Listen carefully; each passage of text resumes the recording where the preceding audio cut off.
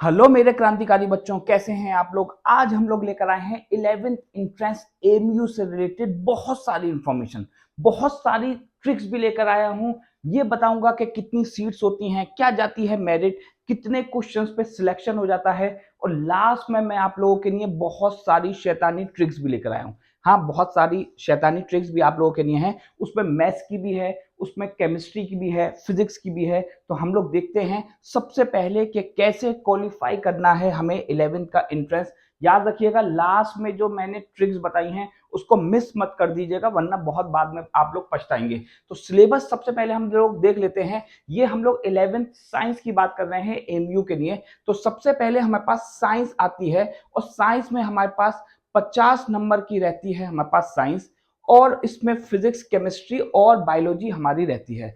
Physics होती है हमारे पास 17 और ये बायोलॉजी होती है हमारे पास 16 नंबर की। बहुत सारे बच्चों का ये क्वेश्चन रहता है कि अगर उन्होंने मैथ्स के क्वेश्चन कम किए तो क्या उनको पीसीएम मिलेगा। तो याद रखिएगा, हमें टोटल नंबर से मतलब होता है। हम मैथ्स में कितने सही करते हैं, कितने गलत करते हैं, उससे मैटर नहीं करता कि हमें पीसीएम मिलेगा या पीसीबी मिलेगा। जो चॉइस हम लोगों ने रखी है जब हमने फॉर्म फिल किया था, उसके अकॉर्डिंग हमें ब्रांच मिलती है, जिसकी जितनी मेरिट जाती है उसके अकॉर्डिंग।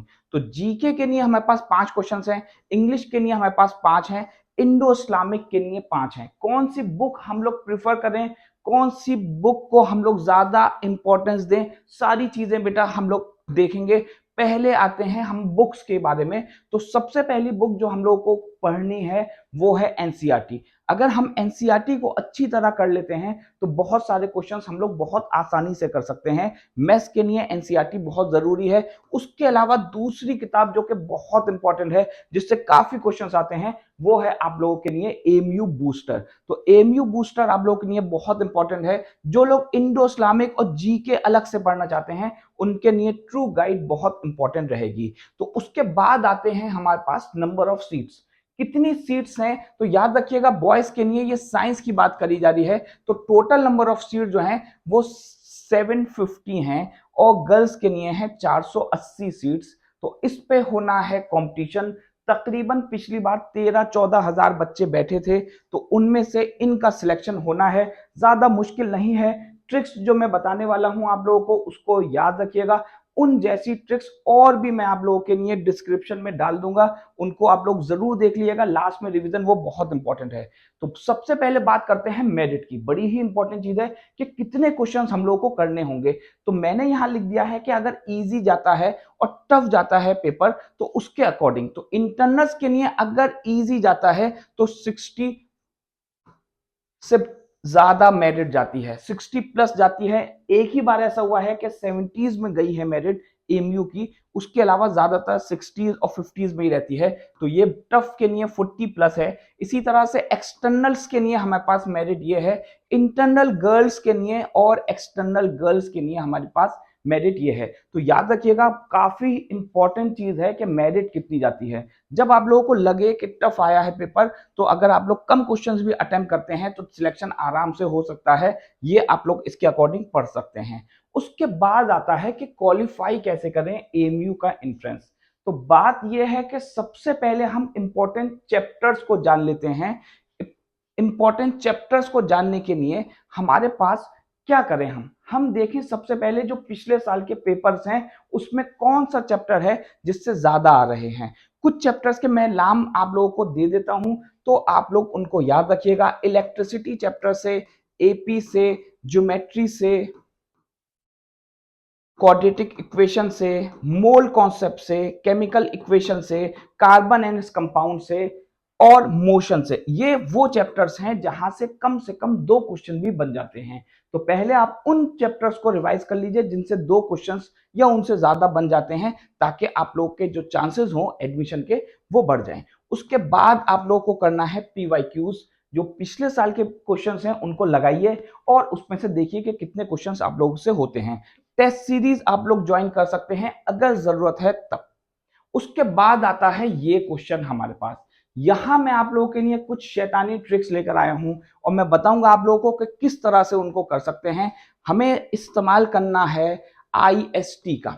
आईएसटी का हमें इस्तेमाल करना है, और हमें सॉल्व करना है क्वेश्चन को। तो ये बड़ा जबरदस्त क्वेश्चन है, बहुत सारे बच्चे इस क्वेश्चन को लास्ट ईयर छोड़ के आए हैं। बस एक ट्रिक याद रखनी है, वो है क्या, वो है ये कि मैं हूं डॉन। मूवी देखी आप लोगों ने, मैं हूं डॉन, तो बस यही याद रखना है और वो है हमारे पास मैं हूं डॉन। मैं हूं डॉन, ये है एम यहां हमारे पास। ये एम जो होता है ये है मैन, मतलब कितने लोग हैं हमारे पास काम करने वाले। उसके बाद वो कितने घंटे तक काम करते हैं और कितने दिन तक काम करते हैं ये लिखेंगे। उसके बाद हम यहाँ दूसरे मैन लिखेंगे जो दूसरा काम कर रहे हैं, कितने घंटे तक कर रहे हैं, कितने दिन तक कर रहे हैं, और आंसर बताएंगे। तो आप आंसर आप लोगों को कमेंट में बताना है। जो सबसे पहले आंसर बताएगा, सबसे बड़ा क्रांतिकारी वही कहलाएगा। तो याद रखिएगा, आंसर आप लोगों को बताना है, ऑप्शन आप लोगों के पास है, और जरा बताइएगा मुझे कि कैसी लगी ये ट्रिक। आते हैं दूसरी ट्रिक पे। ये ट्रिक बड़ी ही जबरदस्त है, ये क्वेश्चन एंट्रेंस में आ चुका है। इसको कैसे कर सकते थे हम लोग, ट्रिक से जरा देखते हैं। तो ट्रिक को हम करने से पहले एक चीज समझ लेते हैं कि जब भी हमें x is equal to x plus under root 8 दिया होगा, तो अगर हम 1/x निकालेंगे तो इसको रेशनलाइज करना पड़ेगा। ये तो आसान सी चीज है, ये सब लोग जानते हैं। हम लोग शैतानी ट्रिक का इस्तेमाल करेंगे। क्या करेंगे जरा समझिए। पहले मैं यहां लिख देता हूं ये, जब भी मुझे x square plus 1/x square की वैल्यू बतानी होगी तो सबसे पहले मैं लिखूंगा 2, और इसको बोल देता हूं मैं यहां a, और इसको बोल देता हूं b। अब मैं करूंगा यहां a का स्क्वायर और b का स्क्वायर, और मेरे पास आंसर डायरेक्ट आ जाएगा। 2 यहां लिखा, a का स्क्वायर मतलब हुआ 9, और 8 का अंडर रूट 8 का स्क्वायर हुआ मतलब अंडर रूट 8 का स्क्वायर करेंगे तो 8 आएगा। यहां 17 को जब 2 से मल्टीप्लाई किया जाएगा तो आंसर बनेगा हमारे पास 34। बेटा कसम उड़ान छल्ली की खा के बता देना कि ये ट्रिक कैसी लगी, कमेंट में मुझे जरूर बता देना। जो टॉपिक तुम लोगों को कम आता है, जो समझ में नहीं आता, वो सारे क्वेश्चंस तुम लोग पूछ सकते हो कमेंट में मुझसे, मुझे बता देना। कम दिन बचे हैं एंट्रेंस की तैयारी, जिसकी अच्छी नहीं हो रही वो मुझसे कांटेक्ट करे, मुझे बताए कि कौन सी चीज उसको परेशान कर रही है। आगे बढ़ते हैं जरा और देखते हैं फिजिक्स का क्वेश्चन। पिछले साल का क्वेश्चन है, ट्रिक से कर सकते हैं इसको भी। क्या लगाएंगे, आईएसटी लगाते हैं। आईएसटी कहती है कि अगर कोई भी हाफ डिस्टेंस हो रहा है तो हम क्या लगा सकते हैं ट्रिक। हम लगाएंगे यहां ट्रिक क्या, 2s1s2 upon s1 plus s2, ये ट्रिक लगाएंगे और आंसर पाएंगे।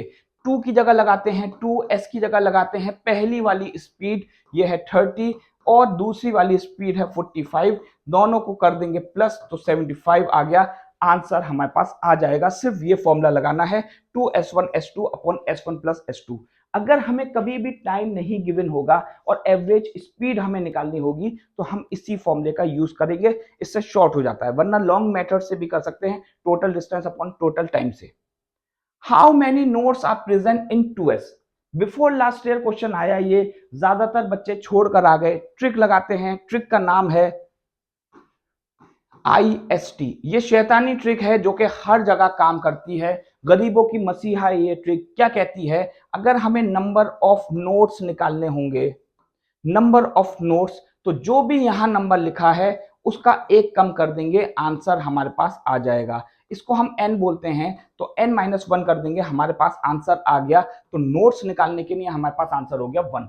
नोड कहते हैं वो रीजन जहां इलेक्ट्रॉन की होने की संभावना 0 होती है। द प्लेस और reason where the possibility of electron is 0 is called node. तो याद रखिएगा, 11th क्लास का ये टॉपिक है, हम लोग के सिलेबस में नहीं है अभी 10th में, लेकिन इससे क्वेश्चन एंट्रेंस में आया है। उसके बाद आता है हमारे पास which of the following is most reactive. बहुत बार मैंने ये बच्चों को ट्रिक बताई है, फिर से बताता हूं कि यहां हम रिएक्टिविटी सीरीज को याद कर सकते हैं।